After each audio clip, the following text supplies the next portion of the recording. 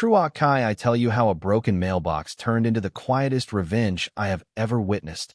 Let me say this. If you think the loudest person on your street is usually the toughest, you've probably never met a man like Dennis Caldwell. The morning he walked onto my property carrying a baseball bat, he thought he was teaching me a lesson about community standards.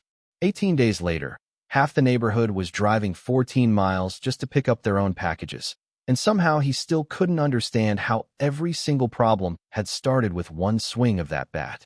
My name is Ethan Brooks, and until all this happened, I was the kind of neighbor people waved at but rarely remembered. I worked from home as a commercial illustrator, spent more time with my golden retriever Murphy than with most humans, kept my lawn trimmed, paid my HOA dues on time, and generally believed that if you minded your own business, life would return the favor. Our subdivision sat outside a small town in North Carolina, the kind of place where kids still rode bicycles after dinner and retirees treated their front porches like observation decks. Everybody knew everybody, at least enough to exchange cookies during Christmas and complain about pollen every spring. Then there was Dennis. He lived 3 houses down in a spotless brick home with a black pickup truck that somehow looked freshly waxed every single day.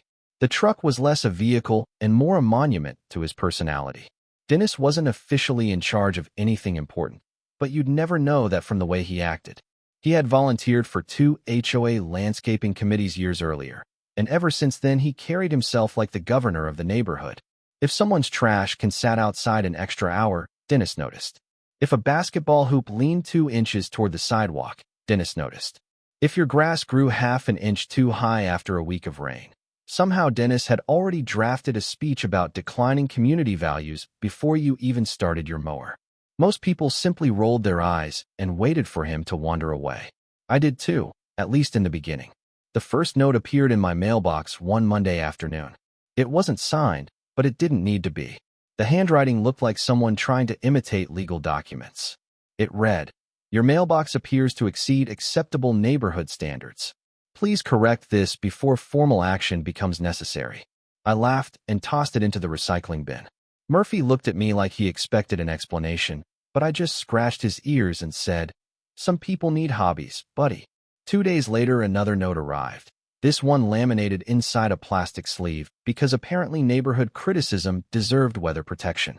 It claimed my mailbox violated HOA height regulations and distracted from the aesthetic harmony of the street. That phrase alone made me laugh so hard I nearly spilled my coffee. Still, something about Dennis bothered me. He wasn't angry in the normal way people get angry. He enjoyed authority, even when he had to invent it. So instead of arguing, I did something my father taught me years ago. When somebody insists they're right, he'd say, "Don't argue from memory, argue from paperwork." I downloaded every HOA guideline, every architectural standard, every amendment filed during the past decade.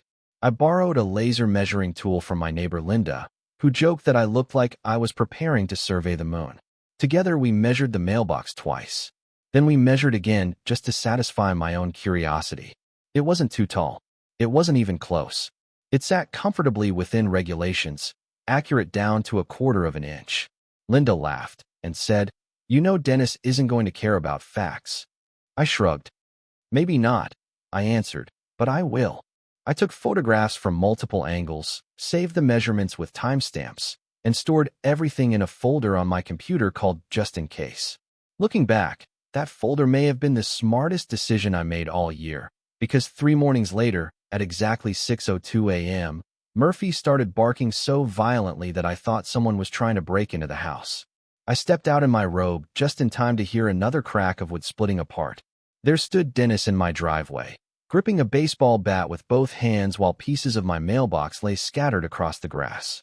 He looked at the destruction for a second, took a slow sip from the coffee mug balanced on the hood of his truck, then smiled at me with the kind of satisfaction that only comes from believing nobody will challenge you.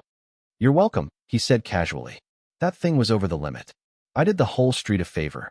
I stared at him without saying a word, but behind him, mounted quietly under the edge of my garage roof, a small security camera blinked with a tiny blue light that Dennis had never once bothered to notice, and in that silent moment I realized something that would change everything that happened next.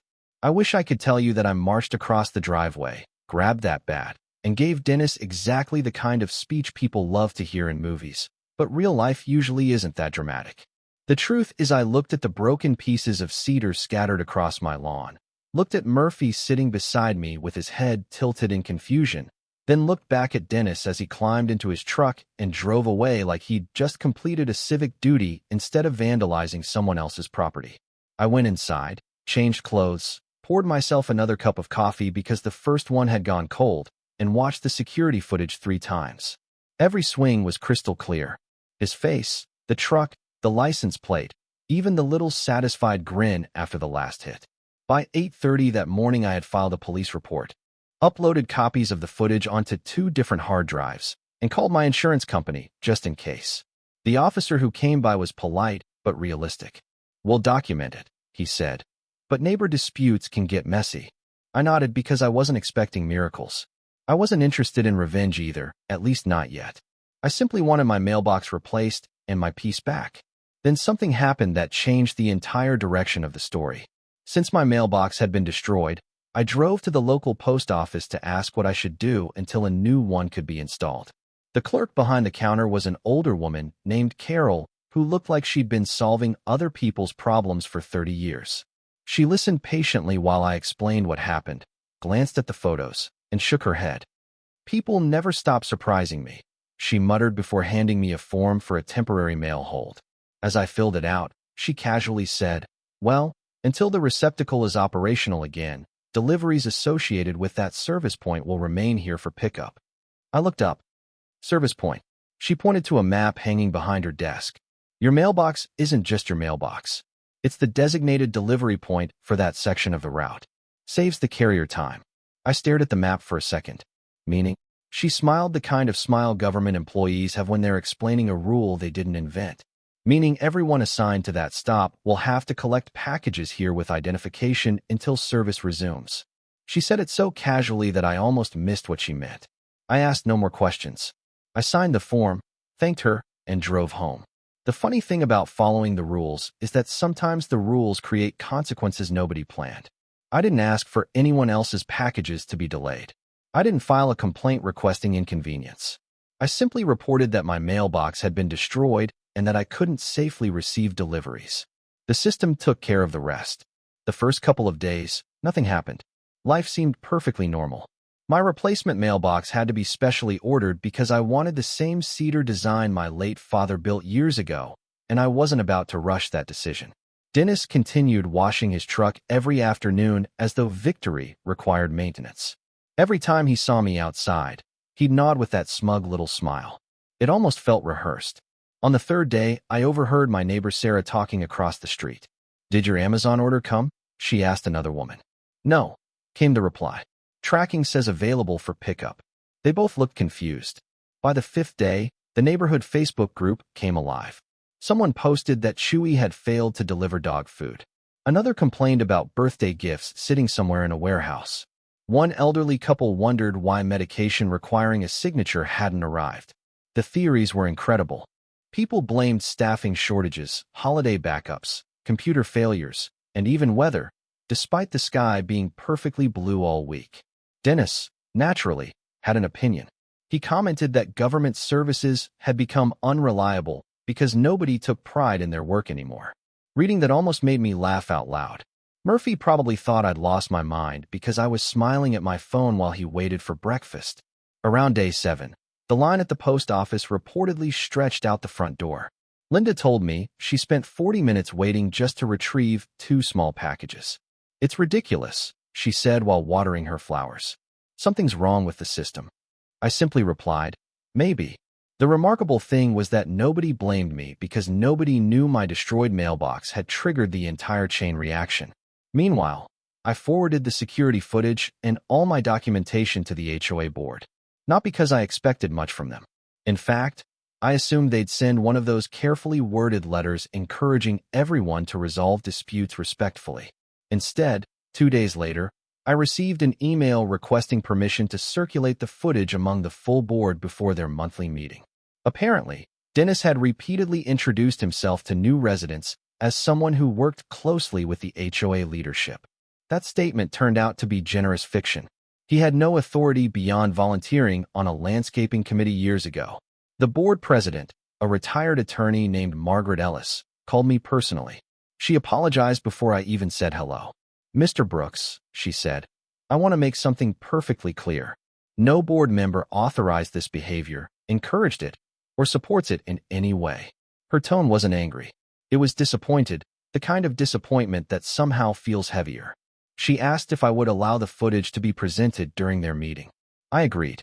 The following Thursday evening, several neighbors attended expecting discussions about parking regulations and shrub maintenance. Instead, they watched a large screen display Dennis walking across my driveway, carrying a baseball bat like an actor entering the wrong movie. The room reportedly became completely silent. Linda later told me that one board member removed his glasses and simply whispered, "You've got to be kidding me." Dennis tried defending himself. According to 3 different people who were there, he stood up and declared, "I was enforcing community standards." Margaret interrupted him before he could continue. "You are not law enforcement, code enforcement, nor this association," she said. "You are a homeowner who destroyed another homeowner's property." That single sentence reportedly drained the confidence from his face. The board voted unanimously to issue daily fines for unauthorized destruction of a neighbor's property under their community conduct provisions. They also removed him from every volunteer committee immediately. But that wasn't the end of it, because the HOA's attorney recommended forwarding the matter to county code enforcement along with the police report and the security footage. Suddenly, what Dennis imagined was a neighborhood disagreement became something documented by multiple agencies. About 10 days after the mailbox incident, I was trimming hedges when a white government vehicle pulled onto the street. The driver spoke briefly with me, took photographs, measured the damaged area where the original post had stood, and thanked me for preserving the evidence. As he walked back toward his vehicle, Dennis came outside and asked what was happening. The official answered calmly, "We're conducting an inquiry regarding the destruction of a mail receptacle." Dennis actually laughed and said, "It's just a mailbox." The official paused before opening his door and replied, "Sir, that's for someone else to determine." I don't know exactly what went through Dennis's mind at that moment, but for the first time since this whole thing began, I noticed that his smile had disappeared. The man who had spent years believing rules only existed for other people was finally discovering what it felt like to live under them himself, and the consequences were only beginning to unfold. Tell me continue for part 3.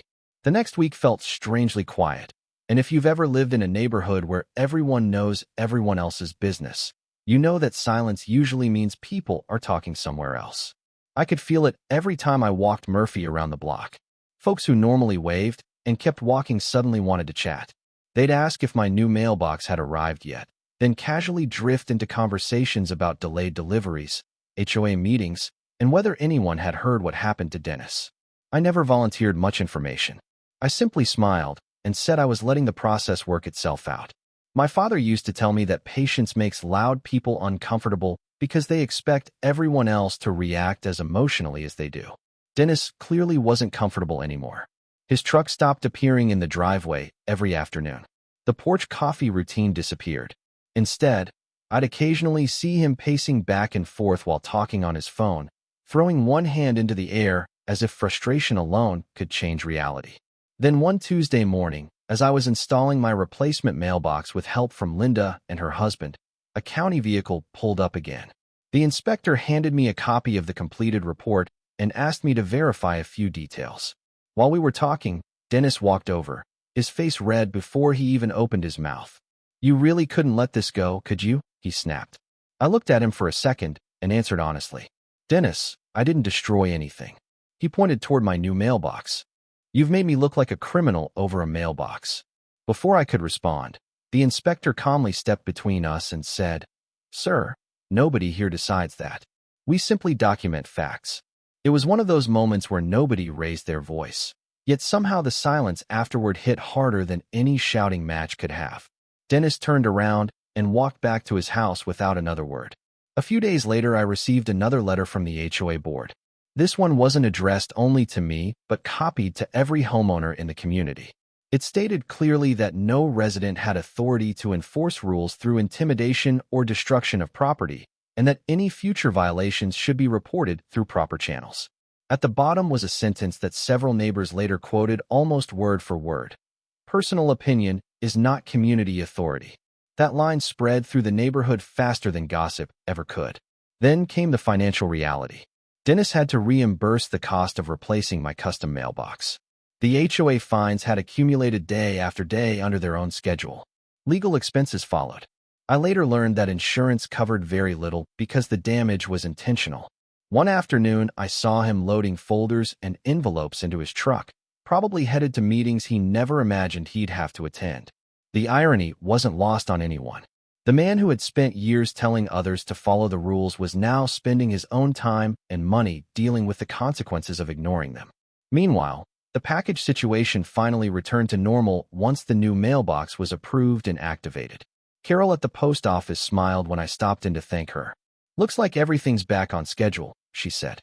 I smiled back and replied, "Funny how that works." She probably knew more than she let on, but she simply stamped a form and wished me a good afternoon. About 4 months after that morning with the baseball bat, I woke up to the sound of a moving truck. Murphy ran to the front window before I did. There it was, parked outside Dennis's house, workers carrying furniture out piece by piece. Nobody announced anything. Nobody gathered in the street. Yet somehow porch lights flicked on, curtains moved, and coffee mugs appeared in people's hands. It seemed like half the neighborhood had suddenly decided to enjoy the morning air. Nobody cheered. Nobody clapped. There was no dramatic confrontation. Dennis never looked in my direction as the last box disappeared into the truck. Around noon the engine started, the truck pulled away, and within seconds it was gone. The street looked exactly the same as it always had, except somehow it felt lighter. Linda walked over that evening and looked down the road for a moment before saying, "You know, some people think justice means getting even." I laughed softly and answered, "I think justice is when everyone simply lives with the consequences of their own choices." She nodded and changed the subject to tomatoes growing in her garden, and that was the end of it. Looking back now, people sometimes ask if I planned the whole thing. The answer is no. I didn't reroute anyone's packages out of spite. I didn't manipulate the postal system or invent a clever scheme. I followed the proper procedures after someone destroyed my property, and the system responded exactly the way it was designed to. The real lesson wasn't about revenge. It was about arrogance. Dennis believed confidence could replace facts, that authority could be claimed instead of earned, and that intimidating quiet people carried no risk. In the end, the baseball bat didn't break my mailbox nearly as much as it broke the image he had built for himself over the years. And if I'm being honest, I still wonder whether things would have ended differently if he'd simply knocked on my door and started with, "Hey neighbor, can we talk?" So now I want to ask you the same question I've asked myself many times since then. At what point would you have stopped being polite? Would it have been after the anonymous notes, after the insults, after the baseball bat? Or would you have handled everything differently? Let me know in the comments, because stories like this are never just about a mailbox. They're about respect, accountability, and where the line between patience and standing up for yourself should really be drawn. And if you've ever dealt with a neighbor who thought they made the rules, share your story too. I'd love to hear whether you think justice was served or whether I should have taken a different path.